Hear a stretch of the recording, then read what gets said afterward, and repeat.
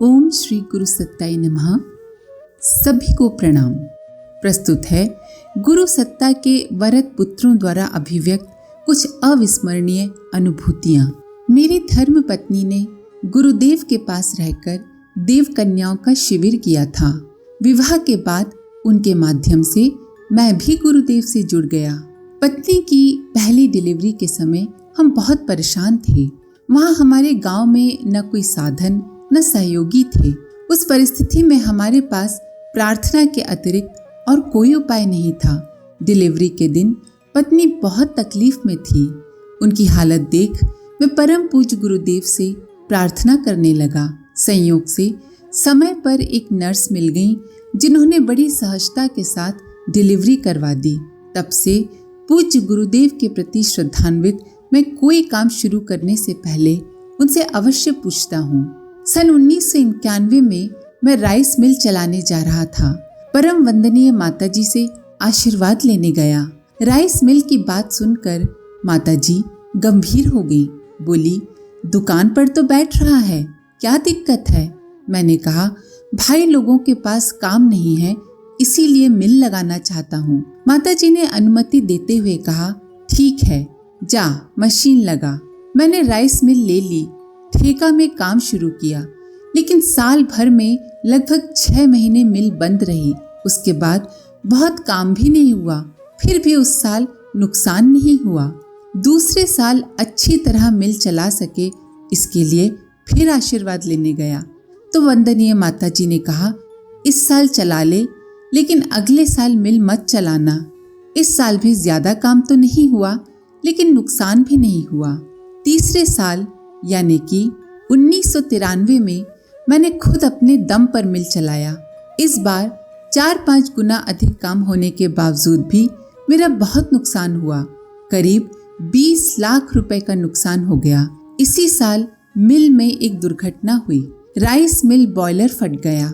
लगभग 20-25 मजदूर काम कर रहे थे, पर किसी को कुछ नहीं हुआ। बॉयलर के टुकड़े बिखरकर आसपास के घरों के ऊपर गिरे, रोड पर गिरे, किंतु आश्चर्य की बात कि किसी को चोट तक नहीं आई। उसी रात वंदनीय माताजी सपने में दिखाई दी। उन्होंने कहा, मानता नहीं ना, देख मेरे हाथ लहूलुहान हो गए। मैं देखकर सन्न रह गया। उनकी दोनों हथेलियां खून से लथपथ थीं। अब समझ में आया कि इतनी बड़ी दुर्घटना में किसी के हताहत न होने के पीछे वंदनीय माताजी का सक्रिय प्रयास था। मुझे अपनी मनमानी पर अफसोस होने लगा। उन्होंने तो पहले ही मना किया था। माँ के उस वत्सल रूप को देख मेरा हृदय गदगद हो गया। आज भी जब भी उस क्षण को याद करता हूँ तो आंखों में आंसू भर आते हैं। प्रस्तुति पुरुषोत्तम सुल्तानिया, जानकी ज्यापा, छत्तीसगढ़। ये मेरे जीवन की ऐसी घटना है जिसके स्मरण मात्र से ही मन सिहर उठता हूँ। किसी को शायद विश्वास हो या न हो, किंतु मैं उसे परम पूज्य गुरुदेव का प्रत्यक्ष आशीर्वाद मानता हूँ। घटना 2 जुलाई 1999 की है। उस दिन हमारे घर में दीप यज्ञ था। कार्यक्रम शाम के समय था, मगर सुबह से ही हम सभी तैयारी में लगे थे। घर बर्तन सब धोए जा रहे थे। उस समय सुबह के करीब 6 बजे होंगे। मेरी 9 साल की बेटी अणिमा दौड़ दौड़ कर माँ के काम में हाथ बटा रही थी। किसी काम से उसकी माँ ने उसे पड़ोसी के यहाँ भेजा। घर के सामने बिजली का एक खंबा था। उस दिन उसमें करंट आ रहा था। बच्ची इस बात से अनजान थी। असावधानीवश खंबा उसे छू गया। छूते ही बच्ची करंट के चपेट में आ गई। अचानक ही पड़ोसी लल्लू सिंह गौर और उनकी पत्नी की पुकार सुनी। वे चिल्ला चिल्ला कर कह रहे थे, बच्ची को करंट लग गया है, जल्दी दौड़ो। हम जल्दी से निकल आए। देखा घर के सामने बिजली के खंबे के साथ वो चिपक कर खड़ी है। आंखें फटी की फटी रह गई। उसे उस अर्धमृत अवस्था में देखकर हम जल्दी से उसके पास गए। संयोग से मैंने प्लास्टिक की चप्पल पहन रखी थी। एक चप्पल निकालकर उसी के सहारे खंबे से बच्ची को अलग किया। तब तक मेरी धर्मपत्नी भी आ गई। बच्ची को इस तरह अचेत अवस्था में देखकर वो रोने लगी। ये सब देखकर मैं घबरा गया। पत्नी को संभालूं या बच्ची को लेकर डॉक्टर के पास जाऊं? मन में सोचा, गुरुजी भी अजीब परीक्षा लेते हैं। आज शाम को घर में पूजा है और इधर ये परिस्थिति आन पड़ी। फिर अचानक न जाने कहां से मेरे अंदर स्फूर्ति आ गई। पूरे विश्वास के साथ मैंने धर्मपत्नी से कहा, गुरुजी को याद करो, माँ गायत्री का जप करो, सब अच्छा होगा। पत्नी को शांत कराकर मैं बच्ची के उपचार में लग गया। करंट लगने के जो भी उपचार होते हैं वो सब पड़ोसियों की मदद से कर रहा था। कोई प्रभाव न होता देख मेरी प्रार्थना और आकुल होती गई। करीब 10-15 मिनट बाद उसे होश आया। वो जोर से चिल्लाई। उसे होश में आया देख जल्दी से डॉक्टर के पास ले गया। वहाँ 2-3 घंटे के उपचार के बाद वो स्वस्थ हो गई। उसे लेकर घर वापस आया तो देखा धर्मपत्नी सब काम छोड़कर प्रार्थना में तल्लीन है। बच्ची को स्वस्थ देखकर उसने सजल नयनों से पूज्य गुरुदेव का धन्यवाद किया और फिर शाम के कार्यक्रम की व्यवस्था में लग गई। हमारे घर की नन्ही सी वो दिया उस दिन बुझने से बच गई। इसे मैं परम पूज्य गुरुदेव और वंदनीय माता जी का दिया उपहार ही मानता हूँ। हमारा दीप यज्ञ वास्तव में सफल हो गया। प्रस्तुति राम सेवक पाल, रमाबाई नगर, उत्तर प्रदेश। पति के रेल सेवा से मुक्त होने के बाद हमने अपना मकान लखनऊ में बनाया।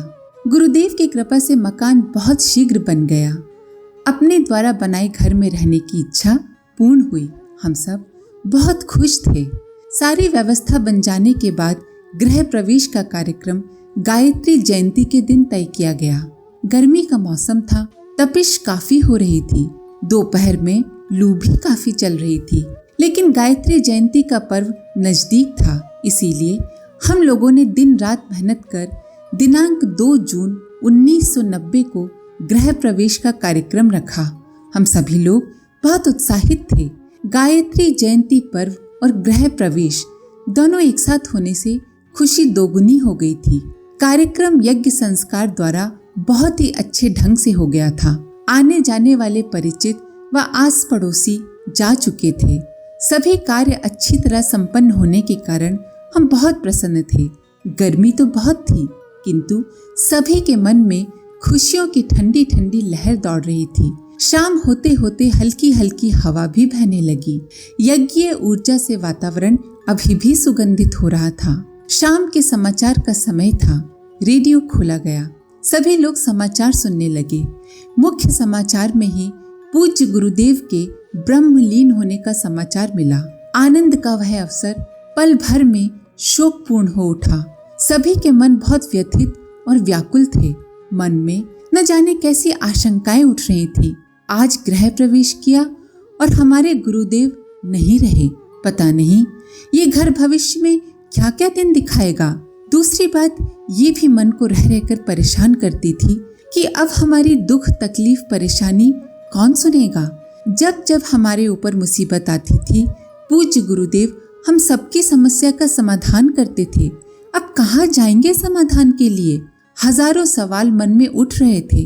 परेशान तो सभी लोग थे, लेकिन कोई भी किसी से बात नहीं कर रहा था। सभी शोक में डूबे थे। नींद भी नहीं आ रही थी। रात हो चुकी थी। सोचते सोचते मुझे हल्की सी झपकी आ गई। मैंने स्वप्न देखा कि घर में जिस जगह पर यज्ञ हुआ था उसी जगह पर यज्ञाग्नि प्रज्वलित हो रही है। यज्ञ की लपटें ऊंची ऊंची उठ रही हैं। परम पूज्य गुरुदेव यज्ञ कुंड के चारों ओर धीरे धीरे चक्कर लगा रहे हैं और मुझे समझा रहे हैं, तू इतनी चिंता क्यों कर रही है? मैं हूं ना तेरे पास। मैं यहाँ हमेशा रहूंगा। तू चिंता करना छोड़। अचानक मेरी आंखें खुल गईं। आंखों के आगे बार बार वही दृश्य आता रहा। मन में बहुत ग्लानि हुई कि मैं गुरुदेव को केवल शरीर तक ही जानती थी। उसी दिन उनके विराट स्वरूप का ज्ञान हुआ कि परम पूज्य गुरुदेव तो हर समय हर क्षण अपने बच्चों के साथ रहते हैं। तब से अब तक कुछ भी परेशानी होती है तो पूज्य गुरुदेव का आश्वासन याद आता है कि कुछ अनिष्ट नहीं होगा। पूज्य गुरुदेव की सूक्ष्म सत्ता हमारी रक्षा कर रही है। प्रस्तुति सरस्वती श्रीवास्तव, लखनऊ, उत्तर प्रदेश। आज के लिए इतना ही। अपने विचार कमेंट बॉक्स में जरूर लिखें। आप सभी का धन्यवाद। ओम शांति। हमारे YouTube चैनल को सब्सक्राइब करें और बेल आइकन को दबाकर ऑल पर क्लिक करें ताकि आने वाले सभी वीडियोस की नोटिफिकेशन आपको मिलती रहे।